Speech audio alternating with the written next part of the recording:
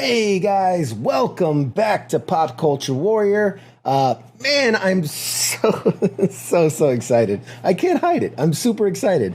Tonight's guest is someone that you may not know by name, you may not recognize the face, but without a doubt, you grew up hearing his voice, and now your kids are probably too.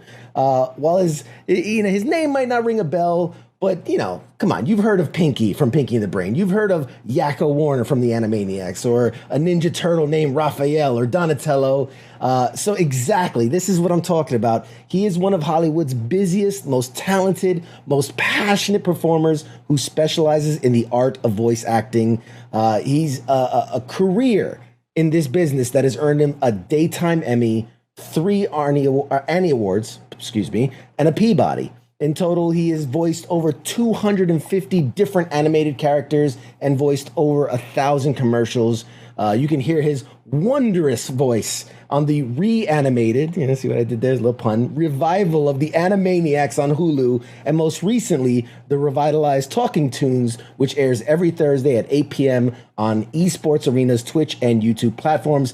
Please welcome to the show the ridiculously talented Rob Paulsen, everybody. How you doing, bud? Hello, CQ. How are you? I'm just fabulous, buddy. You and your audience can come hang out in the water tower with the rest of us old cartoon characters. Man, I'm great. I thank you for that incredibly auspicious introduction. And as we discussed off camera, it is truly a pleasure, but moreover, it's a privilege. I've worked really hard for the privilege that you've given me to chat with you and your audience. And so thank you for having me. It's a gas to be here. Oh man, the pleasure and joy is all mine. I can assure you. I didn't tell you, but just we're such kindred spirits. I held your cam just a little bit longer. So when you slipped right into character, people only saw your voice, only heard your voice. So because I just knew you would slip into character, and I wanted people to hear it first and now see it. But we can see you. We've got you. People are already lighting up the chats, excited to see you. I did something special also, which the audience can see it. I know you can't. Typically, it's a 2-screen. They see me. They see you. I've adorned your frame with just a number of the characters that you've voiced over the years. So we've got Yakko, we've got Raphael, we got PJ, the Riddler from the Lego video game, Major Glory, Pinky, Spike. One of my favorites. I grew up playing Metal Gear Solid, and I had no idea that you voiced Gray Fox. So Ninja. That's me, baby. It is so insane. Like, I had such a respect for you and the characters that you're well known for. But when I always like to deep dive on the people I'm talking to, and my God, sir,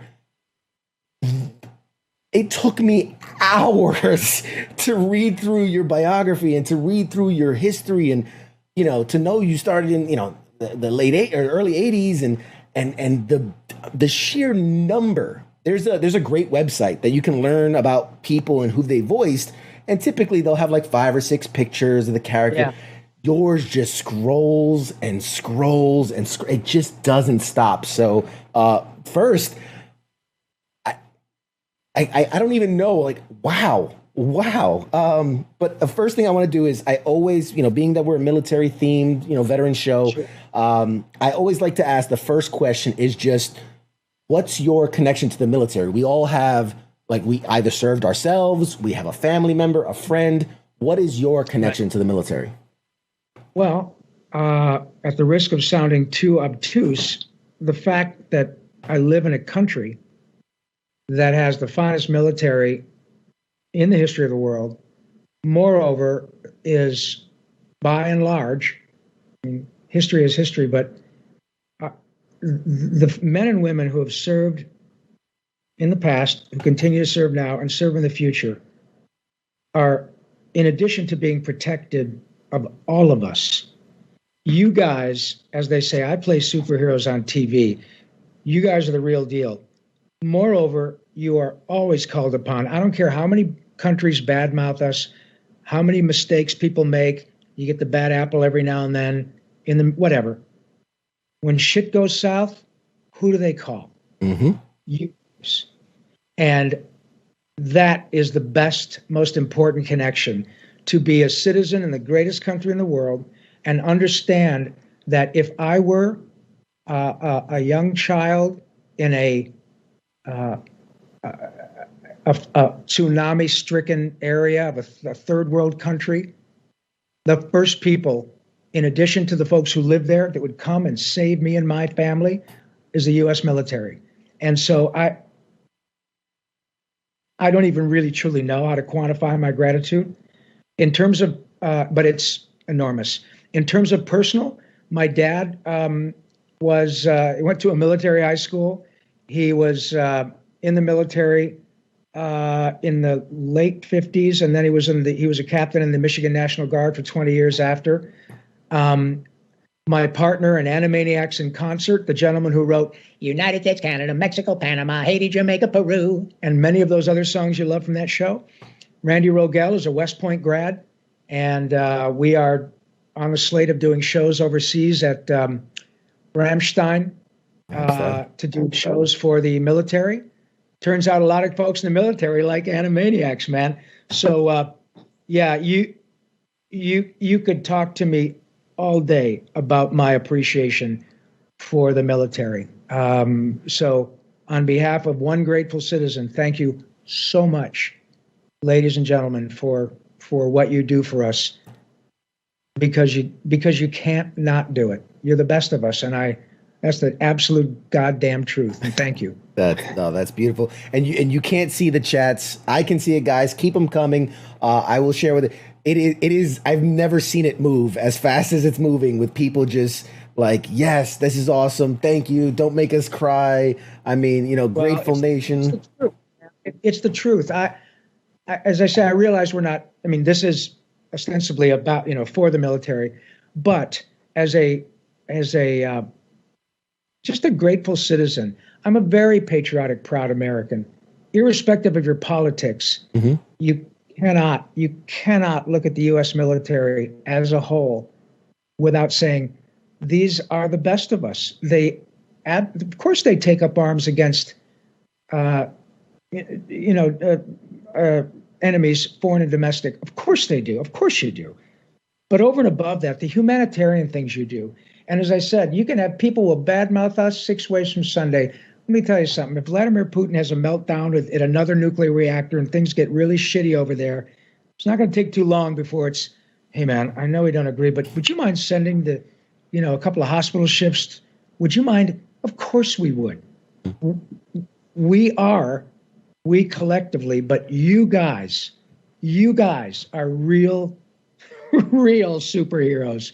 And ain't nobody knows it better than I. So thank you. Oh, well, I appreciate it. Thank you, to your father. Thank him for his service. I mean, that's incredible. I think, again, not to derail off of why you're here, but, we are blessed in this time that the country is as patriotic as it is, given 9/11 and everything that happened after it. But, the like my generation, I know while I was serving, I was injured and I'm medically retired now, but while I was serving, we had such reverence and just gratitude for those warriors that came before us, because they didn't get the thanks. They didn't get the veteran discount. They didn't get the free beer at the bar. And so we respect them for so much for what they did. So, thank him for his service. And I'd be remiss to say a lot of people are like, tell him I said hi. Tell him I said hi. So everybody. I'm saying, hello, military knuckleheads. Nice to see you. Y'all get free tickets to the water tower. Just you got to come in like one at a time, which is going to mean it's going to probably take, carry the 670,000 years. Hey, but line them up. In lieu of coming up to the water tower, we sure love you guys a lot. Fantastic. And actually I had Dino Cincia actually called me. Dino's a good friend of mine. He and his family live in Ohio. Hi, Dino. Nice to see you, pal. Yeah, he called me on the phone a good hour before the show went live. So this is 3 hours ago, and we had a lovely conversation. and he spoke so highly of you, and it made me like I know how I feel about you as a voice of my childhood, but to know that there are these people that have that interaction with you and have seen you out in the world and have such a connection with you, and everyone speaks so highly of you. I mean, the way you've cultivated that relationship with your audience, with your fans. I mean, what drives that? I have to know why. You don't have to be that way. So why be that way? Well, thank you. And respectively, CQ, I have to disagree a little bit. I do have to be that way. I don't know any other way to be. Look, when someone chooses a life in the entertainment business, it obviously, is a little bit dicey. The odds that I would be here talking to you and your lovely audience 40 years after I moved to LA were fairly astronomical that would not happen. No different than any other actor. However, I am here. It has worked out. And it's worked out because of people like you, like your audience, like my dear friend Dino and his family. And you guys don't need Rob Paulsen to make it through your life. I need you guys. That's not hyperbole. I need an audience. I understand who butters my bread, and I'm not unique. There are a lot of us out here who get it. But I have been a blue-collar worker in the Dream Factory for 40 plus years now. Made a lovely living. I've been rich, I've been poor. Rich is better. We all get that. But none of this, CQ, happens without people who want to hear from you, who want to watch your stuff, who say, oh yeah, Ron Pullman, I'm not sure who that guy is, but I heard him on CQ's show. Oh yeah, I dig that guy's work, whatever. People have been along with me, along with us. They continue to patronize work that I and my peers do. You can turn the channel. You can say, I'm not interested. Understand, it's free enterprise, man. Oh no, I hope we haven't lost. But it's just always been there. I've worked, so I can't not be that way. I crave opportunities like this. It's clear that I was aptly cast as Yakko. I haven't shut up for 20 minutes. But you're right. I do cultivate that because there will come a time when I won't be able to because I get too old or whatever. And the joy, ladies and gentlemen, watch this handsome guy, CQ. Watch this. Hi, CQ. I don't know if you've ever had a croissant, but Carl Weezer would love to give you one, unless, you might puke all over. Okay, look what's happening to that guy's face. All right. People they do what you're doing, and there are probably folks watching who are actually getting tearful. Now, it's not for any other reason than pure, unadulterated joy, a connection with a very important part of their lives. Most of the time, it's because it reminds them of being a kid and enjoying their lives. Sometimes, more often than one would expect, it's a connection that reminds them that but for these characters, my childhood was in the shitter. And knowing that, CQ, you laugh, you smile, you get all warm and fuzzy, you might get a little tearful, very nostalgic. I'm telling you what, the person who gets the biggest kick out of it is me. And I will never not be out there meeting people. As I said, I've worked really hard for this privilege. This is what we want. And to get to a place where you say, I'm not interested, fair enough, then don't do it anymore. If it's something that is a bothersome thing, then just don't take the check. If you're lucky enough to cultivate anything resembling celebrity, then bring it, all of it. If I don't feel 100%, it's time for me to go out and shake someone's hand, too in bad. That's my job. And that handshake request doesn't happen without the person asking for it. So I am a profoundly lucky fellow, and I know it, pal. Yeah, you hit the nail on the head without even knowing me. It's like you reached inside because, I grew up, not to make this about me. I grew up, I was the child of a teenage mom, poor, New York City, in the ghetto, single mom, no dad in the picture. And so sitting down and watching these cartoons were the highlight of a week for me. And so it brings it all right back. So thank you. Isn't that something? No, and I can't tell you, you guys, how many people around the world I meet who tell me that story. People who will be your age, 35, 40, 45. They'll come up to me. They'll have a couple of kids and mom and dad, and everybody's dressed in a Ninja Turtle t-shirt, or they're dressed in their favorite turtle hat or whatever. And it's the sweetest thing you can imagine, because they'll often might drive 2 states to meet some knucklehead who was the voice of Raphael. And they take their time in line and they make it up to me. And often the young man, is a little tearful, and his wife is rubbing his back. Kids are holding his hands, and he'll tell me through tears. And this is not unique. It happens all the time. Just what you said, Mr. Paulsen. I love how you're out here with the other people and they're having a great time. But for me, I was in the foster system from the time I was, not personally, but this is the story. I was in the foster system from the time I was 6 months old to 17. I had to go through 4 or 5 different homes. It was really heartbreaking every time it was time to move on. But Mr. Paulsen, as long as there was a television, I had my friends, and it was a thread of comfort through my whole young life. Also, it was a method by which I could connect with new people at the new foster home. I could say, oh my God, the guy likes Ninja Turtles at my new school. Okay, great. We'll go down that road. Now I'm fine. Never met my birth parents. Doesn't matter. I knew you were going to be here. My wife, my kids know what Ninja Turtles means to me. It's not about an action figure. It's not about a rating point. It's about, but for that show, I don't know that I would even have survived, because I needed some joy in my life. How the fuck do I even comprehend that as a compliment? So thank you, CQ. It's beyond what we could ever imagine. Thank you. Oh, that's awesome. Yeah. I'm there's so many echoing in the comments. I won't read all you guys, but thank you. And if you guys have questions for Rob, I promise I'll shut up at some point and just share your questions with him. So keep the questions coming in the chats. We'll get to them. But yeah, again, it's a lot of people. I grew up with this, and oh man, like this is hitting home. I understand. I know. I feel it.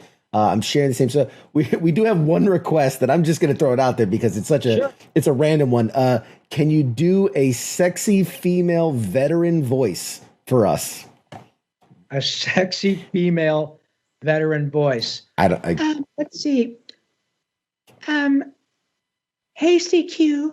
I'm getting ready to. Let's see. What is it when you? Let me see if I got this. When you leave the military, isn't there a technology, a term for that? Right. No. Oh my God. There's, different branches. You can say PCS is when you're changing duty stations. You're PCSing. PCSing. Okay. CQ and your audience. My name is Tiffany, and I'm fixing to PCS. Hopefully, I don't have any PMS, which is totally different because right now I feel pretty good. But let's just put it this way. I've really got the hots for you, CQ. I'm a hand grenade. Pull my pin. Oh, God. Let's stop. Please, God, stop. Somebody's going to use this and animate it in the worst way possible. Fair enough. Somebody's going to say that. No problem. I had a guy once ask me, so I'll pay you $500 to read a chapter of 50 Shades of Grey as Pinky. And I said, nah, not going to do it. I was born at night, but not last night, hotshot. I'm not going to do that and have that out there. But yeah, go ahead. I'm hot as a hand grenade, and I want you to pull my pin. Oh, right. Jesus. All right. All Well, right. You got your one request now. All right. Pipe down. So, okay. Man, I feel like I've just been blowing smoke up here, but it really is. Listen, I've been the one rambling. The first question you're going to get from the audience is, doesn't that asshole shut up? I get it.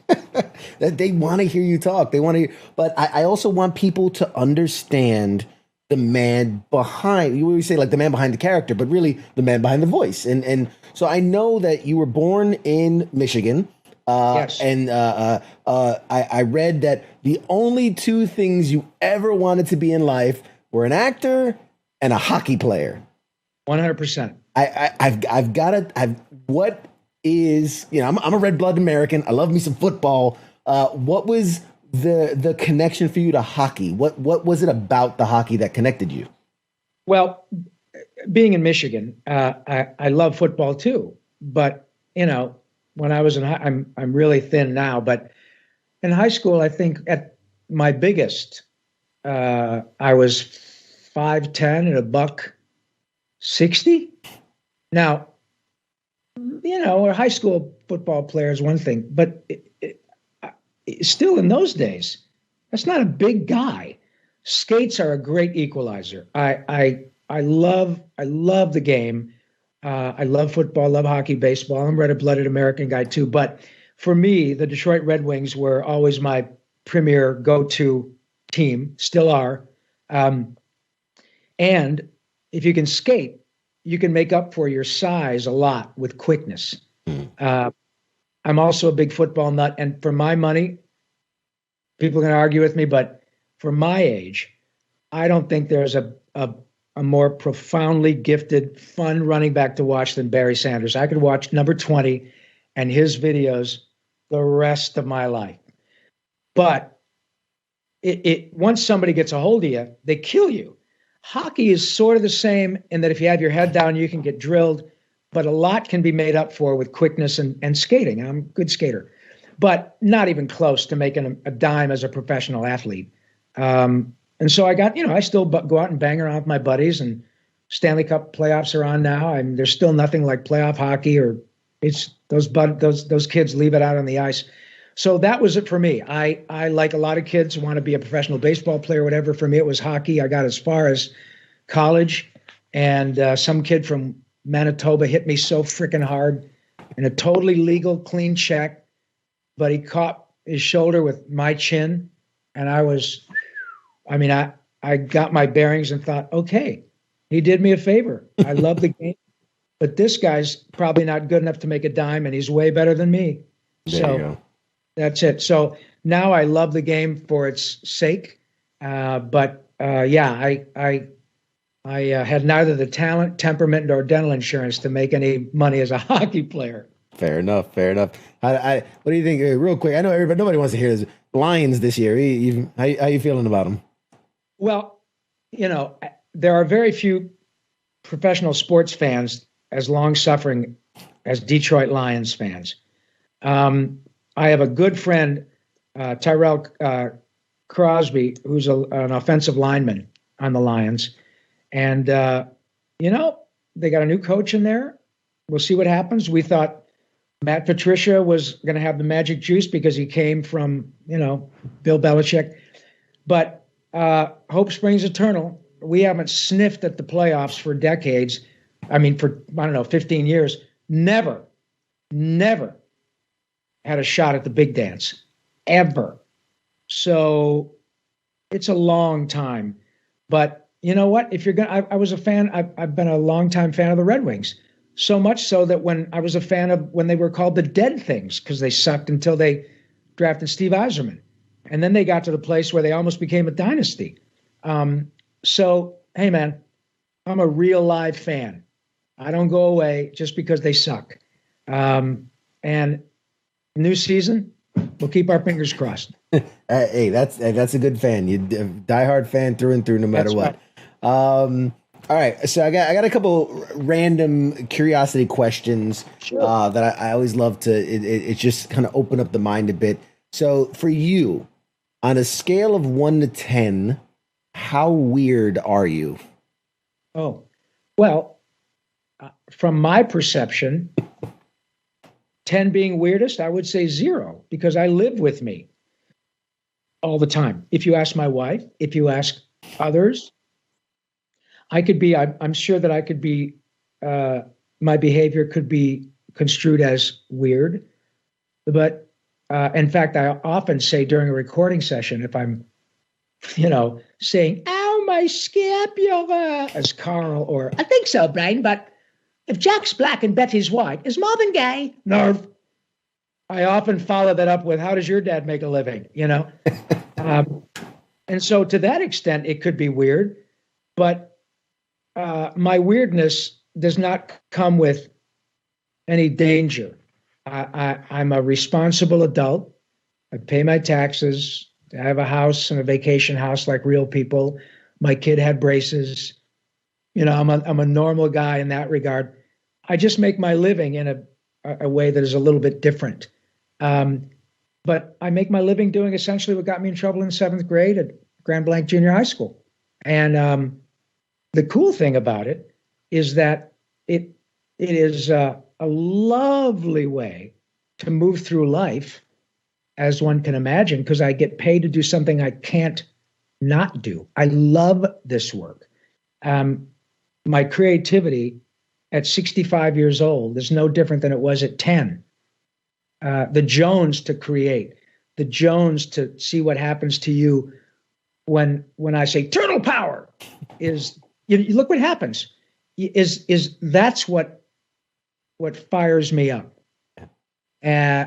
So it definitely can come across as weird, but man, it's just another day. It's another Tuesday for me, That's awesome. And for those that are out there that are thinking like, oh, I haven't watched cartoons in a long time and I haven't heard his voice in a long time. Like, I know you've done characters in Rick and Morty. That's one of the biggest cartoons out there right now. My favorite, I looked at all of them. I think you did Snowball I did. In fact, my first lines on Rick and Morty, I think I've done half a dozen episodes. Mm-hmm.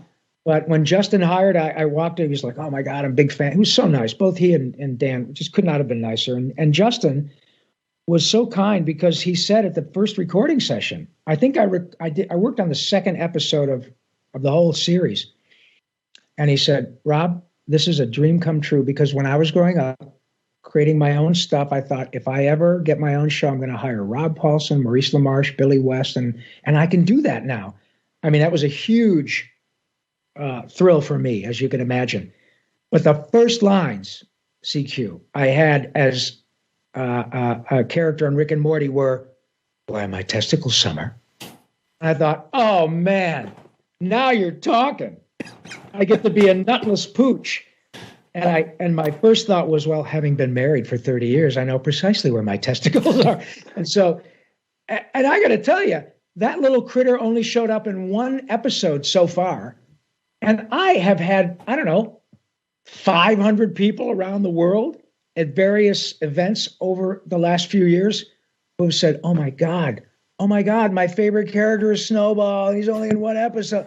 So that's the power of that show. It's crazy. Yeah. I mean, you bring a character to life in that way.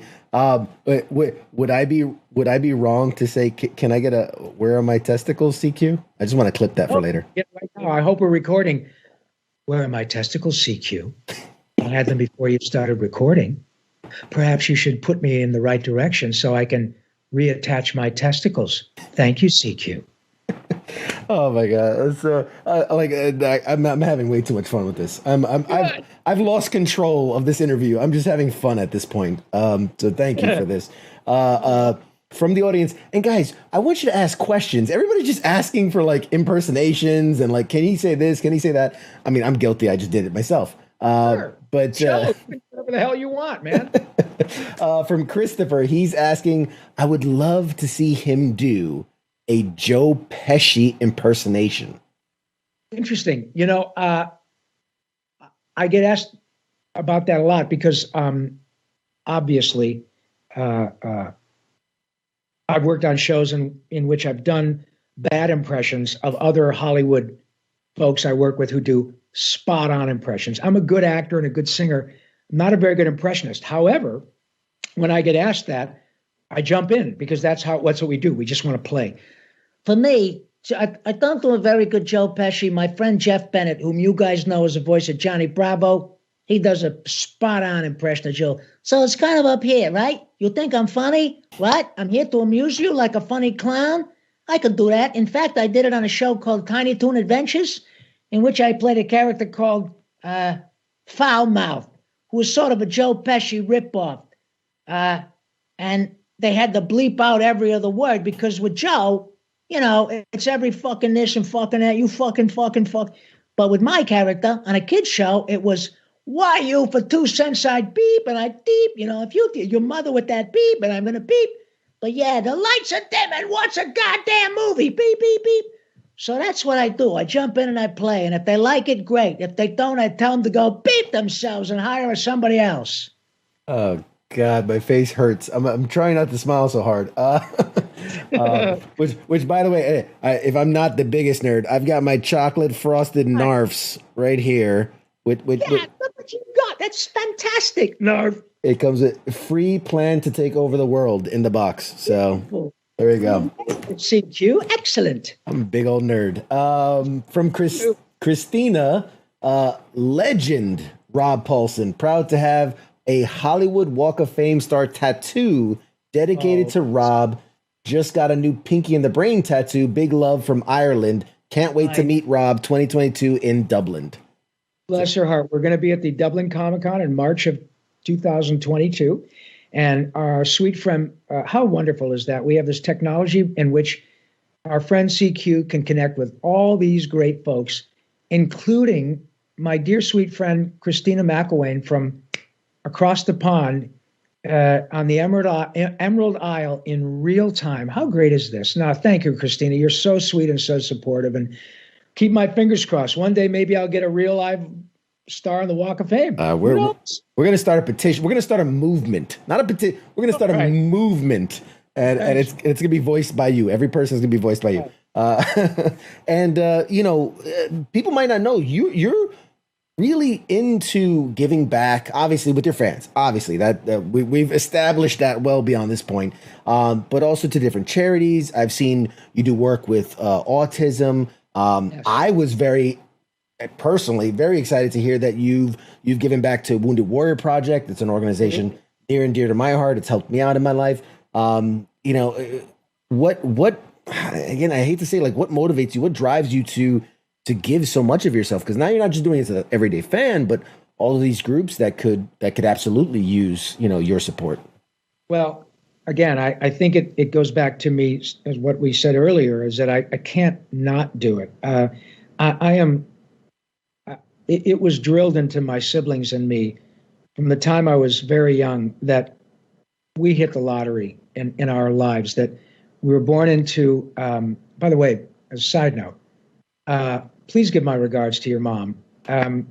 She's done a remarkable job. And speaking of superheroes, a single mom in New York City, shut the front door. That's a superhero. So please thank her on behalf of a grateful, you know, person on your show. That's the real deal. What your mom did and got you to where you are today. That's the real deal, pal. So when I was young, it was made very clear all the time that, look, nobody owes you anything, kids. You were born into a family and have two parents who love you in the greatest country in the world. My father would often, maybe once or twice a year, would just take us for a ride in downtown Detroit. Didn't have to say a word. It was, wow, holy smoke. I reckon I got it pretty good. And with respect to what I do and why I give back, and I seek out opportunities, is because I'm in the happy business, CQ. My job is all about bringing life to characters whose reason for existing is joy. And whether you have a zillion dollars or you got no money, whether you are neurotypical, you could be you could be a Nobel Prize laureate, or you could be a young man or woman on the autism spectrum who will always need help just to do stuff outside the home. You have your gifts, but the gifts may not extend to the place where you can drive a car or have a traditional job, or you have anxiety issues or whatever that you see my point. But in every single one of those examples, even if you don't even speak the language, if you hear turtle power, cowabunga, hello, nurse, Narf, I think so, Jimmy, whatever, just from the characters it makes you smile. It brings you joy. How could I not give back? It's not about money, not from my perspective, and not from the people who love these characters. You don't have to be rich. You don't have to even be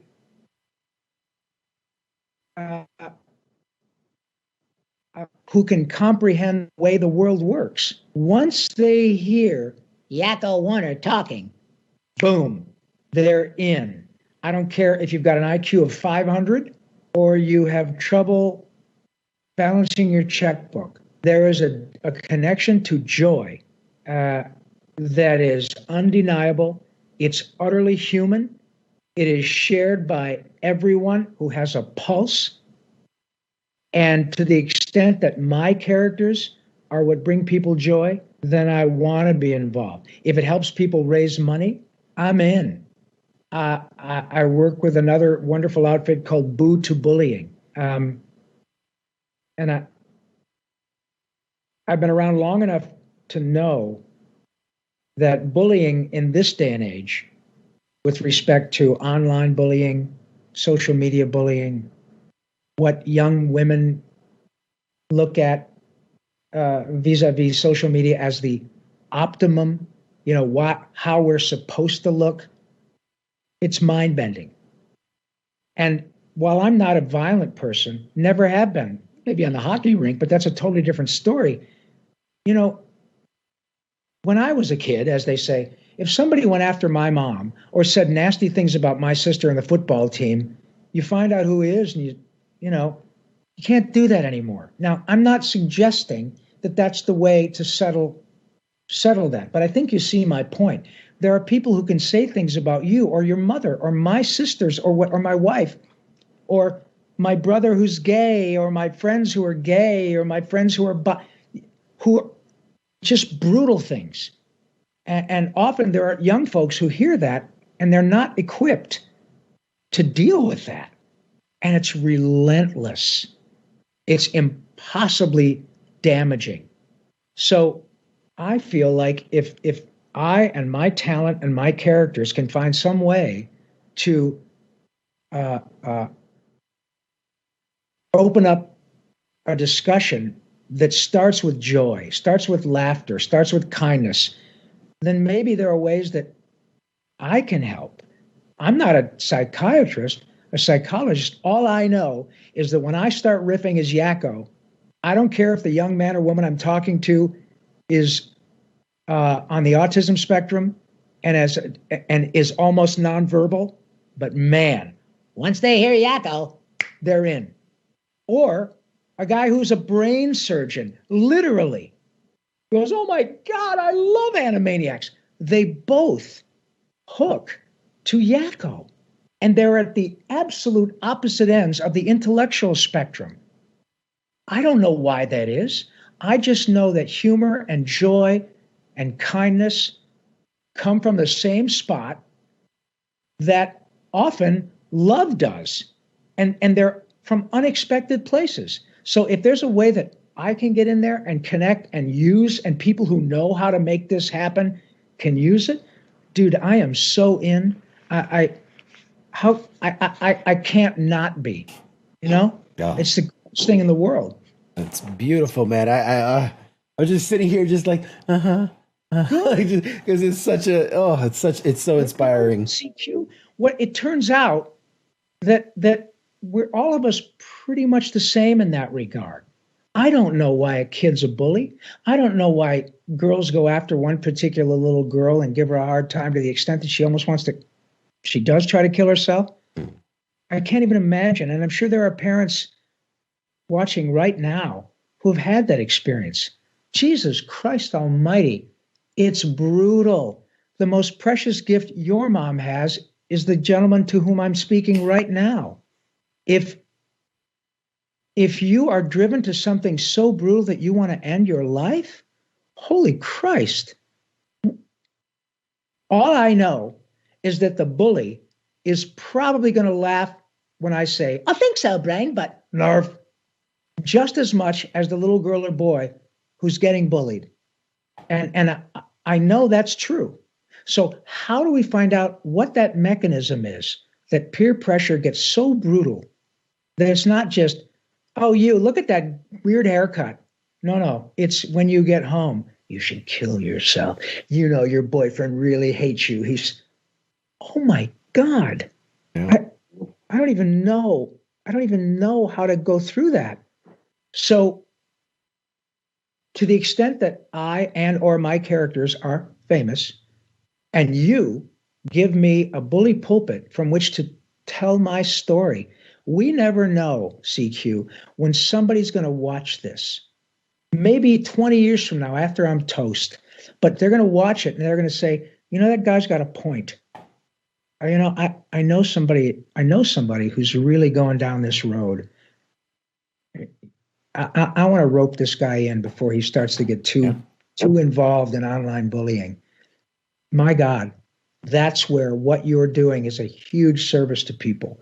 And I cannot thank you enough for the opportunity to talk about that. Not because it's self-aggrandizing. I appreciate what you're saying. And yes, I do a lot. And I want to do more.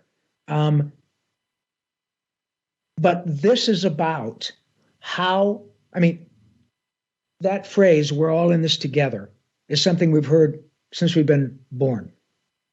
But I'll be goddamned. Right now, it's true. We really are. We've seen what's happened with COVID.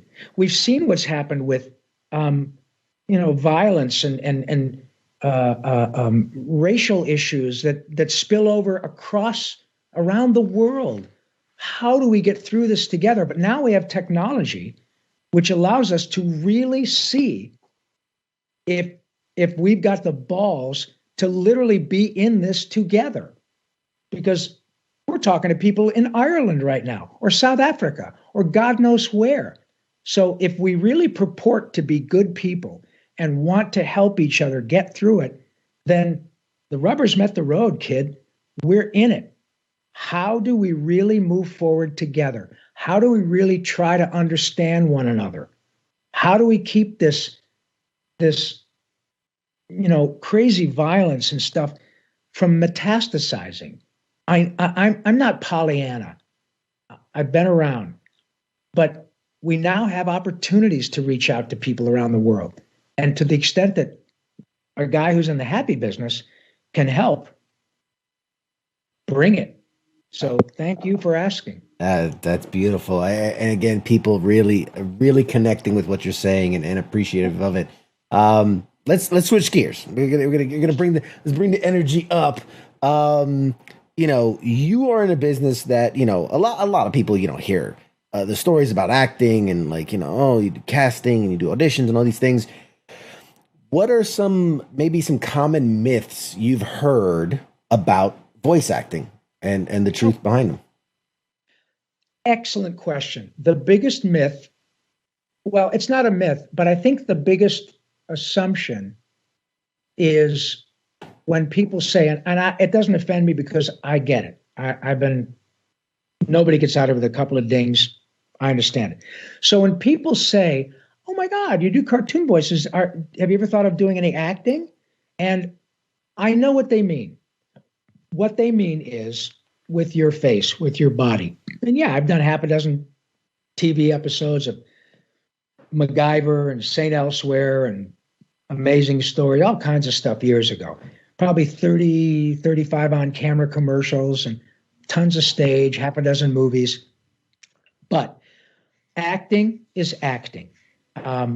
So voice acting is small v, large A. It's about acting. The reason you love Bender on Futurama is because John DiMaggio is a goddamn wonderful actor. The reason you love Principal Skinner's mom on The Simpsons, or the crazy cat lady, or mom on Futurama, is because Tress MacNeille is the finest voice actress in the history of Hollywood. The reason you love Bubbles from Powerpuff Girls is because Tara Strong is a killer freaking actor. The reason you love the red M&M, or say, oh my God, I love it, or the reason you love Doug from Doug, or Ren and Stimpy, is because Billy West is a remarkable actor. That's why the reason you love Bugs. Bugs is 80. Mr. Blank has been dead for 20 years. It doesn't matter. He was an incredible actor. And so when it works at a high level, you get wonderful. I don't draw them and I don't write them, man. None of the actors I mentioned do.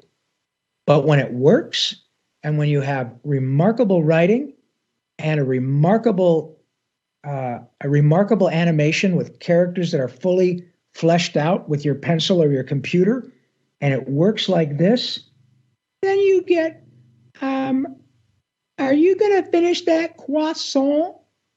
Which is one little bit of one episode of Jimmy Neutron, but Carl Wheezer is a fabulous character. I did a good job, but I got nothing without remarkable creative input from animators and writers and producers. But when it works, it is seamless. And moreover, CQ, it is timeless. Carl has not uttered a new word on a new episode for, 10 years, 8 years, whatever. Doesn't matter. If Jimmy Neutron is never rebooted again, people will always love those characters. Same thing with Bugs. When I interviewed my dear friend Phil Lamar, whom you guys know as Hermes from Futurama, or the UPS guy on Mad TV, Samurai Jack. We were interviewing him on my podcast years ago, but we always talk about our inspirations, other actors.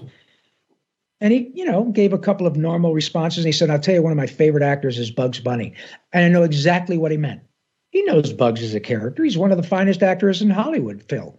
But it was so beautifully executed by Chuck Jones, Mel Blanc, the music of score, all that stuff. Bugs Bunny is a standalone character that is so good that people say, oh my God, when I grow up, I want to be like Bugs Bunny. And I totally get it. Because when you watch Bugs, you can see duck season, wabbit season, fire. And then the show's over. But you can literally see Bugs going back down his rabbit hole, reading a racing form, drinking a beer. That's how fully fleshed out Bugs is, or Elmer, or Daffy. And it doesn't matter that you can watch an episode of Bugs Bunny or Looney Tunes from 1953 and laugh your guts out and want to share it with your grandkids or whatever from 65 years ago, 68 years ago. So that's the biggest, it's not misconception, but I try to remind people that it's about acting. Sure. And Robin Williams, there are many people who love Robin, and a lot of young folks don't realize he's done anything outside of being the genie on Aladdin. But that performance alone is mind-blowing and utterly timeless. So, yeah, you want to talk about great actors? Hank Azaria, Dan Castellaneta, Yardley Smith, Nancy Cartwright, Harry Shearer, just The Simpsons. Just those actors are world-class actors, whether you ever saw their faces or not. So it's about acting. I couldn't agree more with you. We're running short on time, so I do want to ask you a couple more questions before Well, I we. have to shut up. I'm sorry. No, this is gold. This is gold, man. This will be live on forever past Yeah. me. Some of the characters you've played, you weren't the first person to play that character. I'm thinking Hades, Right. Arthur, Right. Prince Eric in The Little Mermaid 2. So, how do you feel as an actor to step into that role? Because when you're creating that whole new character, you do get to make decisions like the lisp, the sound, Yes. the raspiness, the pitch. What is your process as an actor to then take over someone else's role? Excellent question. And I am not that good at it. And it's not false modesty. I'm good at my job, but that's not one of my strong points. The guy who's, well, the folks I can think of right off the bat who are profoundly good at that, and sometimes even better than the original, are Jim Cummings, whom you guys know as Winnie the Pooh, Tigger, Darkwing Duck, and the Tasmanian Devil. I mean, the guy creates original stuff. But let me tell you something. When Jimmy starts ripping as Winnie the Pooh, I see women fall over because it's just precious and priceless. Amazing. He was obviously not the first. And Billy Farmer has been the voice of Goofy for 37 years. Pinto Colvig was the original. But let me tell you something. If you go back and watch a movie we did years ago called the Goofy Movie, or A Goofy Movie. Classic. And those scenes when Goofy and Max, played beautifully by Jason Marsden, when those guys start to have the same troubles that I and my son had, or my dad and I had, trying to relate to one another. Hey, buddy, let's go on a fishing trip. And, Max's first thought is, oh, Jesus Christ. He's stuck in my car. I know what he's trying to do, but the last thing I want to do is be in a car with my dad with no place, without my phone, with no cell service, but PJ is working. I'm sorry, I played PJ, Max's buddy, but Goofy, his reason for living is trying to get through to his boy. I'm losing my son. How come I can't communicate with my boy? I know. We're going to go on a fishing trip. He's going to love it. And then to see how they struggle. Yeah, it's a cartoon, but Billy Farmer and Jason Marsden are, pardon me, great fucking actors. And you can watch that as a parent and kind of go, man. It still holds up. It holds up, and I know what that struggle is like. I love my boy. I would die for my son. But there are times when you butt heads, and I did with my old man. And so that was my point about good, solid acting. That's where Billy took the character of Goofy and took it to performance levels that, as a fan, I'm like, oh my God, that character Goofy has got a soul. And it's because of Billy Farmer. So when I get that opportunity, then what I try to do is to honor the character, because obviously the producers want to keep it going, but for whatever reason, the actor's not available, not interested. So for me, it's about trying to find the soul of the character that honors it to the extent that the fans aren't disappointed and the producers aren't. And if this character keeps going, what can I add to it that is in keeping with the ethos of the character, what made the character a success to begin with. I had an opportunity to do that on a really lovely level, not in quite the same way because there was not an animated version of it, but I was I did The Mask, Yes. the animated version of The Mask, in which I got to be, Jim Carrey for a whole lot less money. But my job was to capture the essence of what made Stanley Ipkiss and The Mask interesting over the course of, 36 or 60 episodes of the show. So The Mask movie might have been 2 hours, but if we do 26 half hours of the show, that's 13 hours of The Mask. You were more masked than Jim Carrey was. Yeah, beyond what Jim did. But Jim set a very high bar. He's Jim freaking Carrey. So yeah, it's a different animal because I have to be true to what got the character interested. And if I'm half as good at it as Jimmy and Billy are, or Billy West and doing Bugs for Space Jam, the original one, then I will have done my job because it's really all about having a really good ear and being able to honor the qualities of the character that got the character to be relatively iconic. And now I'm charged with keeping it rolling. So yeah, it's a little bit different, but it's never not satisfying. I got to do more episodes of The Tick than Mickey did. Mickey did the first 13. I did the last 26. And that is a killer show. My friend Townsend Coleman, who was Michelangelo when I was Raphael in the original Turtles, was the voice, the original and still the animated voice of The Tick. And man, we had a great time on that show. I bet. Sir, I mean, the time has flown by. It is, we are 1 hour in. I mean, there's so much that we didn't have time to cover. I mean, obviously you battled throat cancer and came out the other side of it.